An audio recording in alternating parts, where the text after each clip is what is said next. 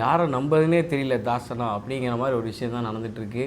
டிவிகேவோட ஸ்டாம்பேடு இப்போ நடந்திருக்கு. ரீசெண்டாக 40 பேர் இறந்துருக்குறாங்க வேலுச்சாமிபுரத்தில். இத்தனை நாளாக வந்து இப்போ சேலத்தில் பண்ண வேண்டிய அந்த மாநாடை தான் விஜய் வந்து கரூரில் பண்ணுறாரு, மாற்றி பண்ணார், ஒரு ஸ்கெட்யூல் சேஞ்ச் பண்ணார். அவங்க கேட்ட இடம் கிடைக்கல அப்படிங்கிறது ஒரு வாதமாக எப்போவுமே இருந்துக்கிட்டே இருக்குது. அது விஜயே வந்து வேனில் இருக்கும்போது சொல்லியிருக்காரு, நான் கேட்குற இடம் கொடுக்க மாட்டேங்கிறேன், இந்த நேரத்தில் பேசணும், இப்படி முடிக்கணும், இவ்வளோ ரெஸ்ட்ரிக்ஷன்ஸ் எதுக்கு அப்படின்னு கேட்டால் இன்னொரு தரப்புலேருந்து இந்த மாதிரி சாவு வரக்கூடாது தான் நாங்கள் அடிச்சுக்கிட்டோம் அப்படின்னு அன்பில் மகேஷ் அடித்து அழுகிறாரு. கண்டிஷன்ஸை ஏன்டா இப்படி ஃபாலோ பண்ணாம விட்டீங்க அப்படின்னு சொல்லி அவர் அழுகிறாரு. கூட ஆறுதலாக செந்தில் பாலாஜி நிற்கிறாரு. காலங்காத்தால் ஸ்டாலின் சார் வந்து இது கைது செய்யப்பட முடியுமா, நடவடிக்கை எடுக்க முடியுமான்றதை கிளாரிஃபை பண்ணிகிட்ருக்கிறாரு. துணை முதல்வர் ஒரு பக்கம் கருத்து சொல்கிறாருன்னு பார்த்தா ரஜினி, கமல், சத்யராஜன் ஒருத்தர் பாக்கியில் ஜிவி பிரகாஷ் வரைக்கும் இதுக்கு எதிராக குரல் கொடுத்துருக்காங்க. அவங்க யாருமே கள்ளச்சாராய கேஸ்லேயோ அண்ணா யூனிவர்சிட்டி கேஸ்லேயோ எதுலேயுமே குரல் கொடுக்காத ஆட்கள் தான். சரி, அது இப்போ இதில் என்ன நடந்திருக்கு அப்படின்னு சொல்லி பார்த்தா கிட்டத்தட்ட வந்து நாகப்பட்டினம்க்கு அப்புறம் ஒரு 2 திருச்சி இதெல்லாம் முடிச்சுட்டு இப்போ வந்து கரூர் வந்திருக்காரு. நாமக்கல்லில் பீஸ்ஃபுல்லாக காலங்காத்தால் போன ஒரு விஷயம் சாயந்தரம் எதிர்பார்த்தபடி போகல. விஜயோட ஸ்பீச்சும் அந்த அளவுக்கு இருந்தது. ரொம்ப டேரெக்டாக இந்த மாதிரி யாருமே பேசலை. ரங்கராஜ் பாண்டே மாதிரி ஆட்கள் கூட டேரெக்டாக பேர் சொல்லி விமர்சனம் ரொம்ப கடுமையாக இருக்காது. சவுக்கு சங்கர் விமர்சனம் பண்ணுவார், ஆனால் டேரெக்டாக பர்சனலாக பேசினது கிடையாது. அண்ணாமலையும் ஃபேக்டாக ஸ்டாட்டிஸ்டிக்கலாக பேசுவார். சீமானும் அப்படி தான். விஜயகாந்த் கொஞ்சம் ஓவர் போர்டு போவார், அவ்வளோதான். ஆனால் இப்படி விஜய் பேசுகிற மாதிரி யாருமே பேசினது கிடையாது. ஒரு பாட்டிலுக்கு 10 ரூபான்னு ஒரு பாட்டு பாடினார். அதுக்கப்புறம் இந்த ஆட்சியை பற்றி பேசினார். இதை கருத்து சுதந்திரம் தான், ஆனால் வந்து இதுக்கு மேலே பொறுமையாக இருக்க முடியாது அப்படிங்கிற மாதிரி ஒரு காலகட்டத்துக்கு வந்திருக்கு. திருவாரூரில் அவங்க பண்ண உடனே அடுத்த நாளே டிஎம்கே பண்ணதை நம்ம பார்த்தோம். அதே மாதிரி வந்து கல்வி விழா நடத்தி ஒவ்வொரு சனிக்கிழமையும் இவர் எதாவது பண்ணும்போது ஆப்போசிட்டில் ஏதோ ஒன்று பண்ணுறாங்கன்னு பார்ப்போம். இது தொடர்ந்து பண்ண முடியுமா அப்படிங்கிற மாதிரி போயிட்டு இருந்தது. ஒரு எதிர்ப்பு வந்து கொஞ்சம் வலுக்கிறது நமக்கு தெரிய வந்தது. அதான் முதல் மாதிரி குதிரைப்படை, யானைப்படை அப்படி அனுக்குவோம் அப்படிங்கிற மாதிரி போயிட்டுருக்கு. பாலிடிக்ஸ் அப்படி தான். பாலிடிக்ஸ்க்கு விஜய் புதுசு, ஆனால் திமுக, அதிமுக, பாஜக, நாம் தமிழர் வரைக்கும் அவங்கெல்லாம் வந்து ரொம்ப எக்ஸ்பீரியன்ஸ்டாக இதெல்லாம் பார்த்தனால தான் எங்கே விட்டு கொடுக்கணுமோ விட்டு கொடுப்பாங்க, எவ்வளோ தூரம் பர்சனலாக போக முடியும், இந்த மாதிரி விஷயங்கள்லாம் இருக்குது. அந்த கூட்டத்துக்காக பேசிவிட்டு அவங்க கிளம்பிடுவாங்க. அதனால் இன்னி வரைக்கும் ஸ்டாம்பேட் இஷ்யூஸு இந்த மாதிரிலாம் பெருசாக போனதே கிடையாது. பட் இந்த இடத்துல என்ன பிரச்சனைனா, இடம் குறுகலாக இருந்திருக்கு அப்படிங்கிறது ஒரு வாதமாக இருந்திருக்கு. இன்னொரு பக்கம் பார்த்தீங்கன்னா, இடம் தான் குறுகலாக இருக்கே, அப்புறம் ஏன் நீங்கள் அங்கே மீட்டிங்க்கு ஒத்துக்கிட்டீங்க, நீங்கள் அக்செப்ட் பண்ணிட்டீங்கல்ல, அதோடய அது முடிஞ்சுது, இடம் குறுகலாக இருக்கிற பிரச்சனையை நீங்கள் சொல்லக்கூடாது அப்படின்னு ஒரு 10 தரப்பு வந்து யூடியூப் பூரா பேசிகிட்டு இருக்காங்க. யூடியூப்பில் ஒரு 3 தரப்பாக பிரிஞ்சிருக்கு. இப்போ பார்த்தீங்கன்னா இப்போ தரப்புன்னா சும்மா ஏதோ 10 லட்சம் 20 லட்சம் பேர் இல்லை, 1 கோடி பேர்கிட்ட என்ன சொல்கிறாங்க, இது இங்கே வந்து டிவிகே தொண்டர்கள் இது எங்களுக்கு குறுகலான இடமா கொடுத்துட்டாங்க, அதனால இப்படி நடந்துச்சு அப்படிங்கிறாங்க. இன்னொரு பக்கம் பார்த்திங்கன்னா, அவங்க வந்து வேனை சின்னது பண்ணிவிட்டு வந்து நின்று பேசியிருக்கலாம், வேறு இடத்துல பேசியிருக்கலாம். அவ்வளோ பிடிவாதமாக அங்கே வந்து பண்ணுறதுக்கு என்ன, டைமுக்கு வர்றதில்லை, காலையிலேருந்தே ரசிகர்கள் கூட்டம், நைட்லேருந்தே ரசிகர்கள் கூட்டம், அதனால் கட்டுப்படுத்த முடியல அப்படிங்கிறது இன்னொரு வாதமாக டிவிகே விஜய் மேலே குற்றம் சாட்டப்படுறாரு. அதே மாதிரி 3வதாக இருக்கிற மக்களுக்கு வந்து சில பேர் பாலிடிக்ஸ் ரொம்ப வருஷம் ஃபாலோ பண்ணுறவங்களுக்கு தெரியும், இது வந்து ரொம்ப புதுசாக இருக்குது, இதெல்லாம் சினிமேட்டிக்காக இருக்குது, எந்த அரசியலுக்காக எந்த எக்ஸ்ட்ரீமுக்கு வேணால் போவாங்களா அப்படிங்கிற அந்த பயமும் இருக்குது. இதோட இனிமேல் ஒரு கூட்டத்துக்கு விஜயோட ஒரு கூட்டம் திரும்ப போட்டாங்க அப்படின்னா இதே அளவுக்கு கூட்டம் வருமா, இந்த மாதிரி பிரச்சனைகள் எந்த அளவுக்கு வருங்கிறது தெரியல. இதுக்கு யார் காரணங்கிறது யாருமே ப்ரூஃபோடு எதுவுமே சொல்லலை. போலீஸ் சில பேர் அடிக்கிறத பார்க்குறோம், அங்கேருந்து விஜய் அண்ணா அங்கேருந்து குரல் கொடுக்குறத பார்க்குறோம், இந்த மாதிரி போலீஸ் இந்த மாதிரி மக்களுக்காக இருக்கணும் அப்படி இப்படின்னு சொல்கிறத பார்க்குறோம். என்ன ஆம்புலன்ஸ் நடுவில் ஒன்று ஓடுது, அதில் வந்து என்ன டிவிக்கே கட்சி கொடியெல்லாம் போட்டிருக்கு ஆம்புலன்ஸ்லன்னு சொல்லிட்டு அவர் நடுவில் டவுட்டாக அப்படி ரொம்ப நேரம் பார்க்குறாரு. அப்புறம் திருப்பி சரின்னு சொல்லி எல்லாம் கண்டினியூ பண்ணுறாங்க. ஸோ இந்த மாதிரி போய்கிட்டு இருக்குது விஜய்க்கு. ஸோ ஆனால் இங்கே என்ன பிரச்சனை நம்ம கவனிக்கணும் அப்படின்னா, அந்த ஸ்டாம்பேடில் சேர்த்து கண்ணு முன்னாடி யாரும் சாகலை, இல்லைன்னா விஜய் கண்ணு கண்டிப்பாக பட்டிருக்கும். ஏகப்பட்ட விஷயங்கள் சுற்றி நடந்திருக்கு. 40 பேரோட குடும்பமும் செத்துட்டு கையோடு எப்படி பேட்டி கொடுக்குறாங்கங்கிறது எனக்கு ஒன்றுமே புரியல. ரொம்ப புட்டப்பாக இருக்குது. மாநாடு நடக்குது, கிளம்புன உடனே பார்த்திங்கன்னா ஃபுல்லாக டேக் ஓவர் பை சம்திங் எல்ஸுங்கிற மாதிரி சாகிறதும், ஆம்புலன்ஸ் போகிறதும், அங்கே அட்மிட் பண்ணுறதும், இவங்கெல்லாம் வந்து அழுகிறதும். அதுக்கப்புறம் பார்த்தா இதுக்கான பேட்டியை உடனே பேட்டி கொடுக்குறாங்க. அக்கா செத்துட்டாங்க, மாமா செத்துட்டாங்கன்னு ஒன்றுமே புரியல. ரொம்ப அதிர்ச்சியாக இருக்குது. இதெல்லாம் வந்து நம்ம சினிமாவில் கூட இந்தளவுக்கு பார்த்ததில்ல. இந்த ட்ரெண்டிங்கான ஒரு பாலிடிக்ஸ் இந்த தேர்தலில் பார்த்திங்கன்னா ஆம்புலன்ஸுன்னு தான் சொல்லணும். ஆம்புலன்ஸ் பாலிடிக்ஸ்னே சொல்லலாம். எடப்பாடியோட கூட்டத்தில் ஆம்புலன்ஸ் விட்றது, இதில் ஆம்புலன்ஸ் போகுது. நேற்று கனிமொழி பேசிகிட்டு இருக்கும்போது கூட ஒருத்தர் ஆம்புலன்ஸ் வந்தப்போ ஏதோ பேசிகிட்டு இருக்கார் ஆம்புலன்ஸ் பற்றி. அப்புறம் கனிமொழி மைக்கு வாங்கி, ஏன்னா டிஎம்கே ரொம்ப உருப்படியான ஆள், கனிமொழி அங்கேருந்து பார்த்து இங்கே உண்மையாகவே ஆம்புலன்ஸ்டா வழி விடுங்கடா அப்படின்னு சொல்லி சொல்கிறாங்க. ஸோ எதுக்கு இதுன்னா இந்த ஆம்புலன்ஸ் பாலிட்டிக்ஸ் வந்து எனக்கு எதுக்கு எடுத்தாங்கன்னு தெரியல. கொஞ்சமாவது யார் எடுத்தாங்களோ அவங்களுக்கு மனசாட்சி வேணுங்கிறது தான்.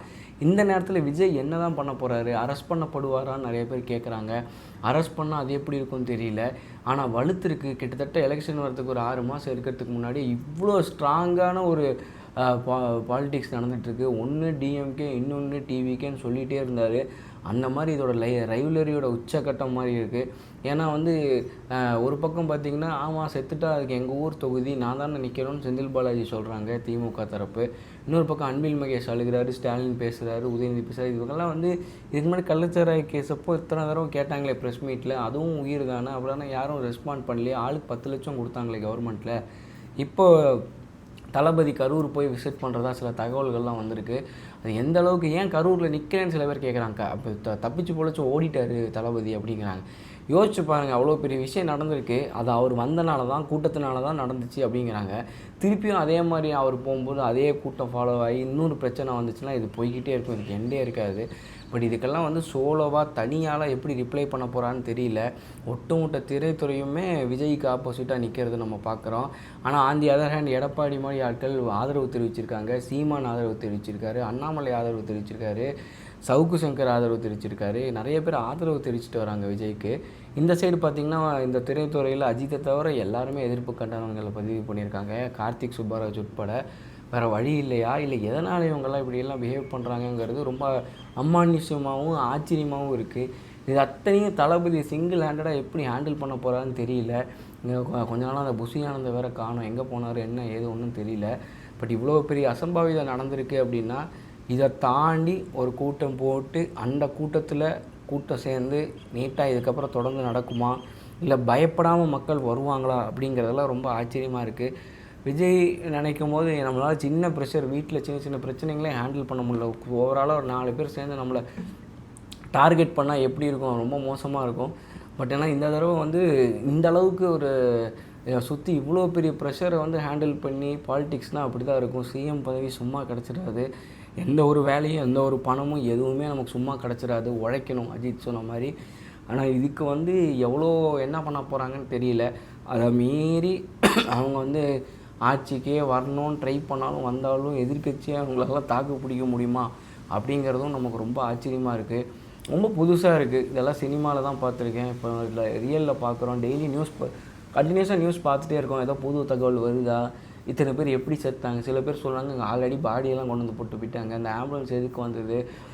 இதெல்லாம் வந்து சிபிஐக்கு மாற்றப்படுமா? ஏன்னா 40 பேர் இறந்துருக்காங்கும் போது இதெல்லாம் எப்படி எங்கே கொண்டு போவாங்கன்னு தெரியல. முதல் அந்த கேஸ் அப்படியே முடிக்க போகிறது இல்லை. இதை வச்சு இன்னும் நிறையா பாலிடிக்ஸ் பண்ணுவாங்கன்னு நினைக்கிறேன் ரூலிங் பார்ட்டி. ஸோ எனக்கு அந்த ஒரு அச்சம் இருக்குது. இதெல்லாம் தாண்டி இப்போவும் விஜய் நிற்கிறாரு அப்படின்னா அது அவங்களோட தொண்டர்கள் ரசிகர்கள் மட்டும்தான். வேறு வெளியாட்கள் யாரும் எங்கேருந்து சப்போர்ட் கொடுக்கல. நான் வந்து தீவிரமாக இந்த இடத்துல வந்து ஏன்னா யாரையுமே நான் பிளைண்டாக நம்பி ஏமாந்துருக்கேன். கமல் சார் வரைக்கும் நான் நிறைய ஏமாந்துட்டேன்.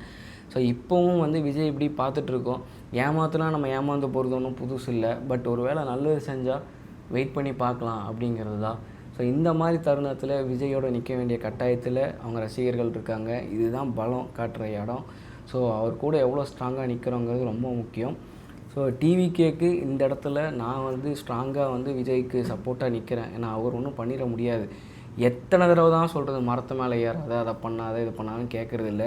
சுய ஒழுக்கமற்ற திமுகவின் சில தொண்டர்களால் வர பிரச்சனை.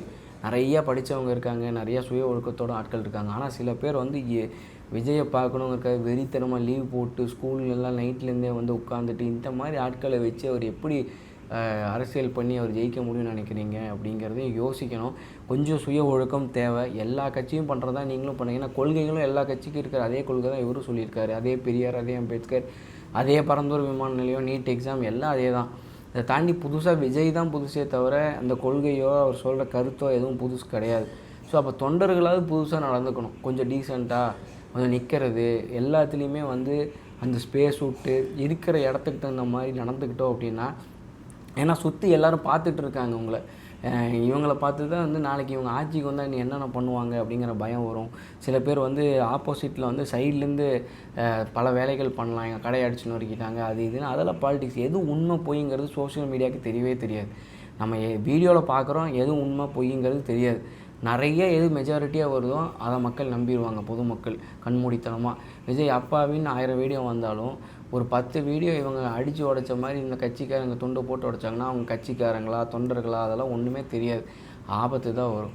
ஸோ இந்த மாதிரி இருக்கும்போது இவ்வளோ நடந்திருக்கு, இவர் கரூர் போய் எப்படி ஃபேஸ் பண்ணுவார், இல்லை அடுத்த கட்ட நடவடிக்கைகள்லாம் அடுத்த வாரம் சனிக்கிழமை எப்படி இருக்கும் அப்படின்லாம் பார்க்க ரொம்ப ஆச்சரியமாக இருக்குது. ரொம்ப காத்துக்கிட்டு இருக்கோம். அது போக இந்த 40 பேர் இறந்துட்டாங்கங்கிறது மிகுந்த வருத்தத்தை தெரிவிச்சுக்கிறேன். இதெல்லாம் தாண்டி டிவிகேவின் தொண்டர்கள் ஸ்ட்ராங்காக நின்று இந்த இடத்துல விஜய்க்கு சப்போர்ட் பண்ணும். அதை விட்டுட்டு வேறு மாதிரியான வழிமுறைகளுக்கு தூண்டப்படுவீர்கள். ஆனால் அதுக்கெல்லாம் செவி சாய்க்காமல் அதாவது நேர்மையாக நின்று எதையாக இருந்தாலும் லீகலாக ஃபேஸ் பண்ணி அதைப்படி போகணும் அப்படிங்கிறது என்னுடைய கருத்து. ஸோ உங்களுக்கு இந்த ஸ்டாம்பேடை பற்றி ஏதாவது கருத்து இருந்தாலும் சொல்லுங்கள். ரொம்ப சங்கடமாக இருக்குது. எப்படி இதெல்லாம் நடக்குது பாருங்கள். ஒரு இதை தக்க வச்சுக்கிறதுக்காக எந்த எக்ஸ்ட்ரீமுக்கு வேணால் போவாங்க அப்படிங்கிற மாதிரி எனக்கு தோணுது. உங்களுக்கு என்ன தோணுச்சுங்கிறதையும் கமெண்ட்ஸில் ஷேர் பண்ணுங்கள். தேங்க்யூ.